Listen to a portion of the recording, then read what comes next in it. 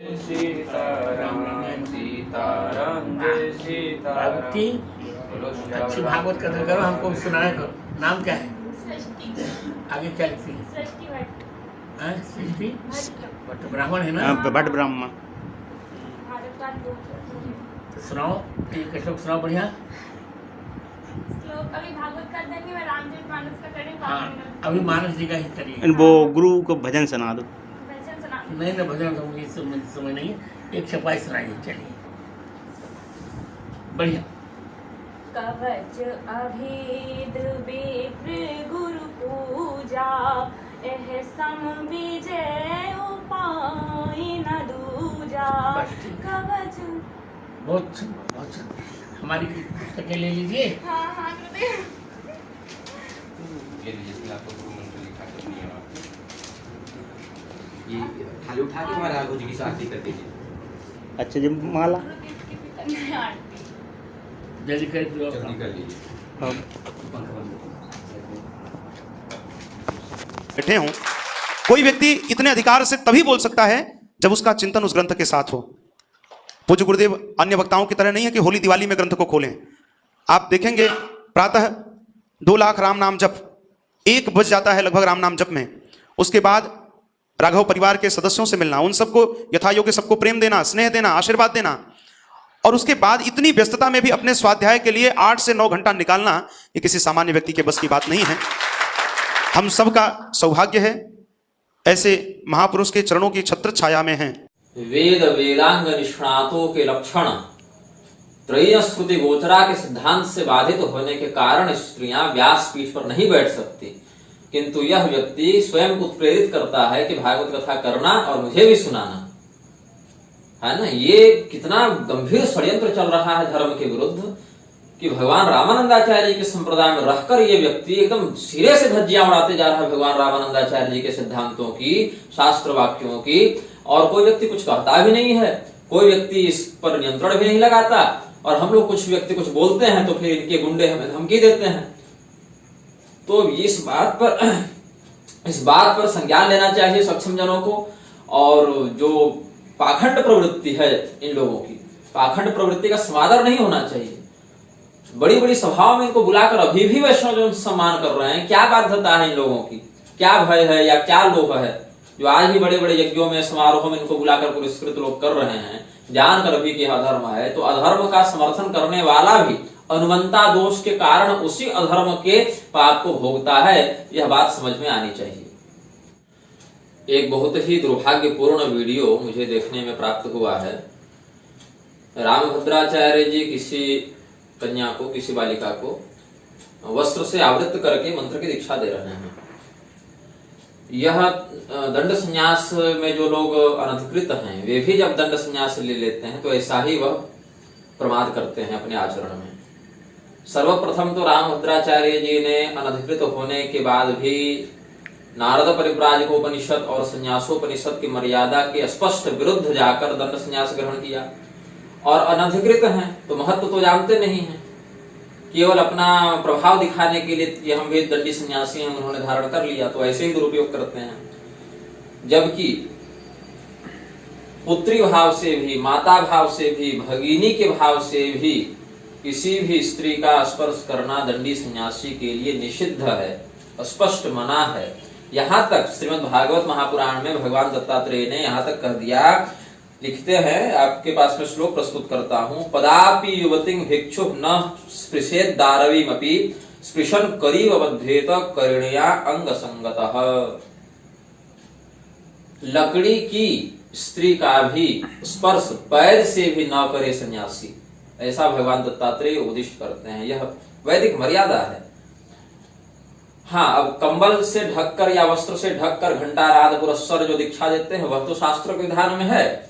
कहते हैं महावस्त्र प्रावरणम कृत्वा करणाय जपेन मनुम, ताकि कोई मंत्र को सुन न ले। मंत्र दीक्षा गोपनीय होती है, गुरु मंत्र गोपनीय होता है, तो कोई बाहर का व्यक्ति, अनधिकृत व्यक्ति सुन न ले, इसलिए वस्त्र से आवृत करके घंटा नाद के साथ उसको दीक्षित करते हैं। ये मर्यादा है, लेकिन वह केवल पुरुषों के लिए मान्य होनी चाहिए। स्त्रियों के लिए इस प्रकार से किसी भी सन्यासी के समक्ष वस्त्र के अंदर घुस गए और दीक्षा ले लिए, यह सर्वथा शास्त्र विरुद्ध कृत्य है और स्वयं को जगत गुरु के पद पर बैठाकर प्रचारित करने वाला यह व्यक्ति इस प्रकार का कुकृत्य कर रहा है।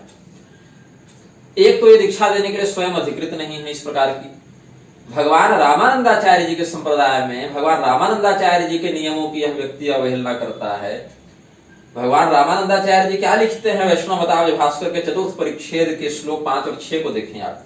हीनांगो व्यधिकांगश्च कपटी कृष्ण दंतवान नेत्र रोगी च पुष्टि च वावदूकश्च वामनः व्यसनी बहुनिद्रश्च कुनखी बहुभोजनः निद्रिशो देशिको योग्यो मोक्षोर मोक्ष साधने।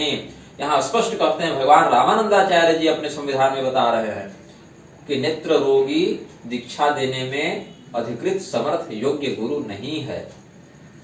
यही कारण है कि भगवान रामानंदाचार्य जी जानते थे इस प्रकार के लोग हमारे संप्रदाय में भ्रष्टता लाएंगे, इसीलिए उन्होंने मना किया। ये लोग भगवान रामानंदाचार्य जी के ही संप्रदाय में रहकर भगवान रामानंदाचार्य जी के ही संप्रदाय के विरुद्ध जाकर नियमा अवहेलना करके यह मनमाना आचरण भी कर रहे हैं, मनमानी दीक्षा भी दे रहे हैं। और यहाँ तक जब भगवान रामानंदाचार्य जी ने पुराणों से संहिताओं से उत्तरकांड से भी अपने भाष्य में प्रमाण दे दिया, फिर भी ये लोग कहते हैं, रामभद्राचार्य स्पष्ट लिखते हैं अपने ग्रंथ में कि उत्तरकांड पूर्णतः प्रक्षिप्त है, पुराण मेरी प्रमाण कोटि में नहीं आते, संहिताओं और पुराणों से कितने भी श्लोक ले आओ मैं प्रमाण में नहीं गिनूंगा। और ऐसी बात कहने वाला यह व्यक्ति स्वयं अपने ब्रह्मसूत्र राघव कृपा भाष्य में ग्रामीण भाषाओं में भी स्थित पदावलियों से प्रमाण देने लग जाते हैं, लेकिन पुराण और संहिता कोई प्रमाण नहीं मानते। भले भगवान रामानंदाचार्य जी स्वयं प्रमाण मानते हैं।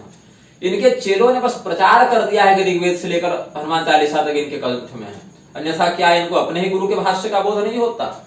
जिस अध्यात्म रामायण पर पीएचडी की है वही इनको बोध नहीं होता कि भगवान ने बाली को छिप कर मारा है, वृक्ष खंडे तिरो भूत्वा।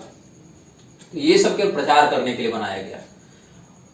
आप गूगल में खोज कर देख लें, कहीं ना कहीं आपको पोस्ट मिल ही जाएगी इनके शिष्यों से प्रचारित कि ऋग्वेद की जैमिनी संहिता से इन्होंने राम जन्मभूमि का प्रमाण अदालत में दिया था। कौन से ऋग्वेद की कौन सी जैमिनी संहिता होती है? मैं तो खुली चुनौती कितनी बार दे चुका हूं, सामने तो लाइए, लेकिन राम जन्मभूमि का नाम लेकर अपना प्रचार करवा दिए।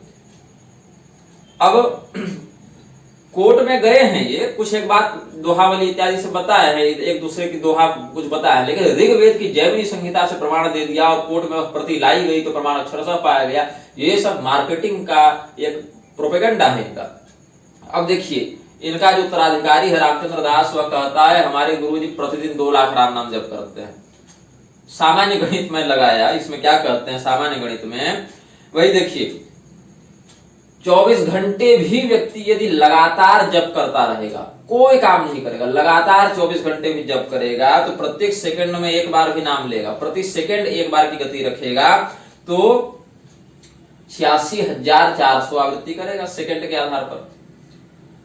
और यदि 1 सेकंड में 2 बार कहे राम राम राम राम राम राम, केवल राम शब्द पर, महामंत्र राज पर मैं नहीं जा रहा हूं, केवल राम अक्षरद्वय पर की मैं अगर बात करूं तो भी 1,72,800 संख्या हो जा रही है।